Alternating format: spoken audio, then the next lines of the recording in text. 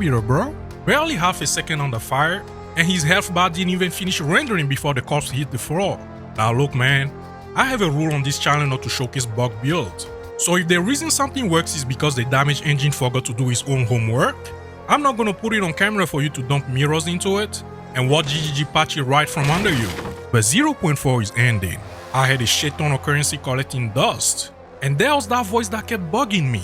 You know, the voice that whispers just one more build before next patch. And when I saw what a Blood Mage with infinite trigger loop was doing to the endgame content, oh brother, I caved. If you watch the one-shot mage videos and you hear from more Blood Mage shenanigans, welcome back dude. And this one is bigger, because by the end of this, you're gonna walk away with the eye to spot the next version of this in 0.5 when GGG forgets to close a different door again. Let's get to it.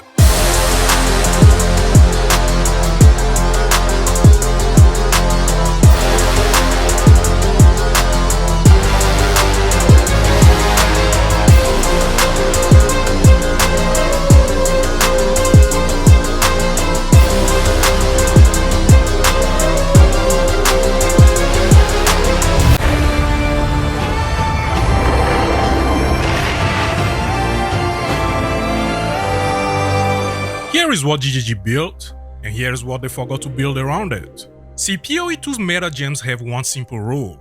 A triggered spell cannot refill the same meta gem that fired it. And this is an intentional design by choice because without it, every cast on crit setup in the game will be an infinite damage loop running in your hideout. So GGG built a wall around it. A very tall one mind you, but Dodder's Undoing smashed right through it. Walk with me on this one. You cast any spell that can reliably crit like Spark in our case. And once that crit happens, cast on critical fire's elemental weakness. Now Dodder's Undoing is also slotting into cast on crit, and it converts the elemental weakness stacks into landmines that simply wait for anything to trigger it for big explosions. Here's where it gets bananas. Those explosions, the damage engine classifies them as a separate skill, not as the curse that spawned them bro. I mean a different skill entirely, which means when those explosions crit in return, they generate energy for the same cast on crit that started the whole thing. So this creates an infinite loop where cast on crit keeps feeding itself until anything and everything that got cursed evaporates. The trigger guard never even fires to prevent this because as far as the game is concerned, nothing was ever triggered. Oh, but you thought this loop stops here? Listen to this. The elemental weakness curse applied from the cast on crit lowers enemies' resistances which make them easy to be shocked, frozen, or ignited. Then whenever that happens, cast on elemental ailment triggers Living Bomb and Comet. Those are going to crit. Those crits are going to apply ailment. Those ailments will re-trigger cast on elemental ailment. Do you see how everything starts compounding? We literally have two nested loops, both exploiting the same gap, both running at the same time. That's the bug, chief. That's the entire reason this build is doing unholy things it was never supposed to do. Now let me show you why only one ascendancy in the entire game can actually run this reliably. This bug is public knowledge by now. A lot of YouTubers already showcased it here and there, but none of the ascendancies they were using can actually run this at scale. And the reason why is going to surprise you. See, Blood Mage is the class everybody knows for hurting itself to deal damage. So a curse explosion feedback loop? That sounds like it belongs on a sorceress. Definitely not the class that bleeds itself for a living, eh? But here's the note that changes everything. Sunder the Flesh. 15% base crit chance on every spell you cast actively and passively is something other ascendancies will kill for, because without this, the explosions from Dodder's Undoing simply don't crit consistently. This means your cast on crit energy generation stutters, and the guard rule gets a chance to reassert itself, which in turn means the whole loop falls apart. So that 15% isn't just a nice bonus on top of a working system, my dude. It is literally the single variable that decides whether the build works at all. No ascendancy in the game has anything like this, man. Now the order of your ascendancy nodes matter too. So you take Vitality Siphon first.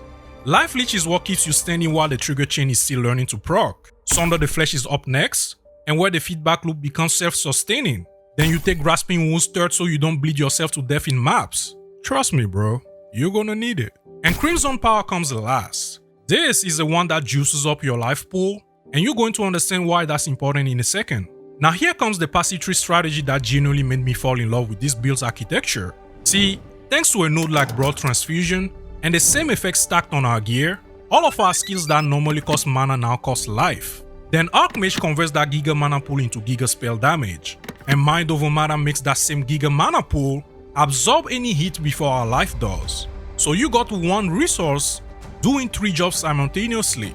And if you ever start panicking looking at how low your life dips, don't worry, you leech it right back as soon as you deal any form of damage. And because this build doesn't function without crits, your entire passive tree is designed to maximize your crit chance and crit damage.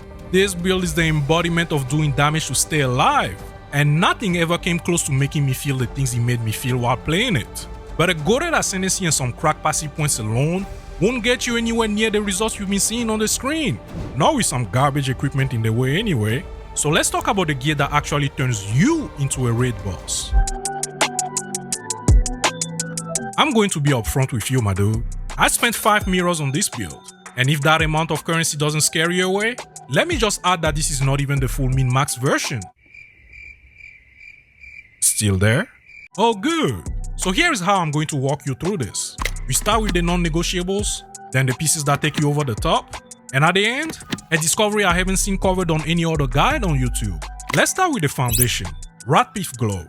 This focus is what makes this build's offense and defense scale from the same investment. You stack life, Ratpiff covers your life stacking directly into crit chance and spell damage, and the same thing applies to your mana stacking.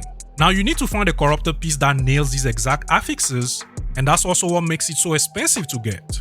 Next up, the Sacrificial Regalia. This chest piece is doing 4 jobs at once for us. It boosts your mana stacking, it gives +1 to all your corrupted skill gems, it feeds your mana pool through Mind Over Matter, and it feeds your life pool through the Crimson Power Ascendancy node we previously covered. Just make sure you grab one with the helmet tag on it, otherwise your soul cores are going to waste, man. Now before I get to the next level pieces, there is a hidden bottleneck nobody warns you about this build, and that's the spirit cost. We are packing a stack of meta gems on top of auras, and trying to feed it all feels almost impossible. So when you start starving on spirit, the first thing to drop is Mana Remnant. This is going to free up 30 spirits for you, doesn't change the loop in any meaningful way, and if you ever need to top up on mana mid-fight, just drink that mana juice, man. Save yourself the headache ahead figuring it out. Alright now, let's talk about the next level pieces. The Vertex Helmet has been the staple of most builds this season, and the story is no different here. This thing gives you up to 4 levels to all your skills through corruption, +4 to all levels. On a spell build, brother, that's everything. And at this investment level, every single plus level is a multiplier stacked on a multiplier. And mind you, I'm not even adding the crit chance it provides on top. Your meta gems simply hit harder, your trigger spells hit harder, dodge raise explosions hit harder, and every link in the chain gets juice from one helmet slot. Then there's Headhunter. On a build that kills everything before it can even move, those rare kill mods compound absurdly. You are literally stealing buffs from monsters that die before they got to use them. And then there's From Nothing and Time Lost Diamond combo. From Nothing lets you take passive points from anywhere on the tree without pathing to them. Then a well-rolled Time Lost Jewel juices up all the nodes within its radius. Now when you overlap the two, you are grabbing stupidly broken nodes and amplifying them at the same time. This is the kind of combo that pushes the damage ceiling straight into bannable offense territory. Before I show you the discovery I alluded to in the beginning, I want to be straight with you. You've seen what this build does to Uber Arbiter. You've seen what it does in temples. And that was all without the buff from the next item I'm about to show you. So if your budget is already stretched thin, you can stop right here and you'll be perfectly fine. But if you want to push to the absolute ceiling, well, let me introduce you to Adonia's Ego. Everybody runs 2 copies of this weapon. See, Adonia's Ego grants a buff called Pinnacle of Power that increases your elemental damage by a crazy amount based on how many power charges you have. The catch is, you cannot activate the buff on the same Adonia that generated the charges. So the smart fellas in the community figured that swapping to a second Adonia keeps your power charges and lets you trigger Pinnacle of Power.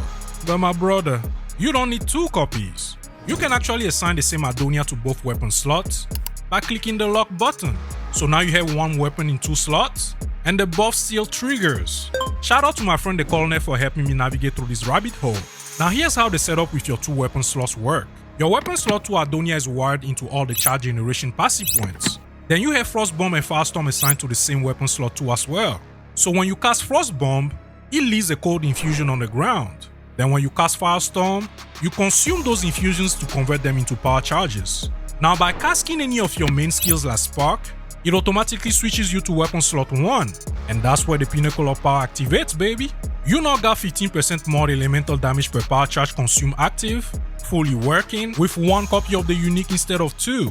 Now go check your stash right now. If you got an Adonia with +1 to maximum power charges sitting there collecting dust, slot it into both weapon sets.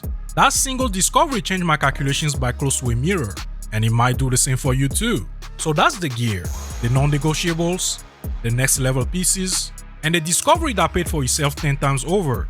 But the question I get the most isn't about gear at all. It's about what it actually feels like to be the thing that everything else is afraid of. Let me show you. You came here to know if this build feels as broken as it sounds. And here's the honest answer. Temples and juice abysses with maximum mods, this is where this build eats, my brother. You see that room full of mobs? One single press or spark, and it's all gone. You see that super dense abyss pack with tough boys crawling out of everywhere? Another single press or spark and it's all dust. Then drop an orb of storm on top of an unopened pit, and admire the fireworks when things start coming out of it. The first time I felt this in action, I could barely pick my jaw off the floor. And that rush? It does not go away with repetition either, because every 3 screens you evaporate at once is its own hit of adrenaline. Now let's talk about Ubers. I like to stack glaciers and orb of storm on top of the spawn point, which triggers the explosion loop as soon as the boss starts moving. You can also use spark if you prefer. Doesn't really matter, man. Uber's Edge doesn't get to summon his hands.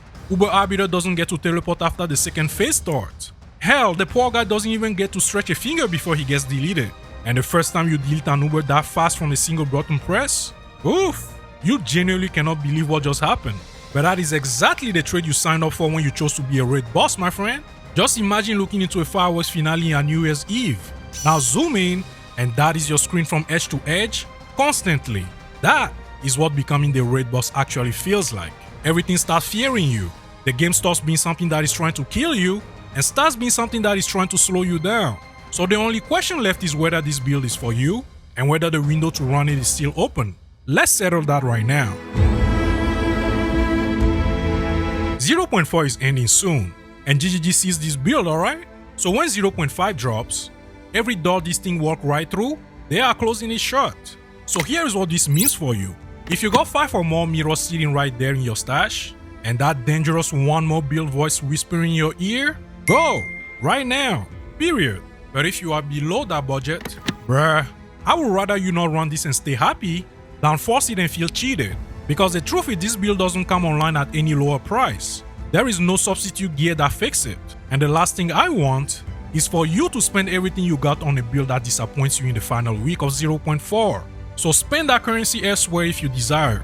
Watch the rooms dissolve in the gameplay and take what's actually valuable out of this video. Because regardless of whether you run this build or not, here is the single question that survives the patch. Is this skill classifier separate from its source? That's it. That single question is the only reason this bug was ever found out.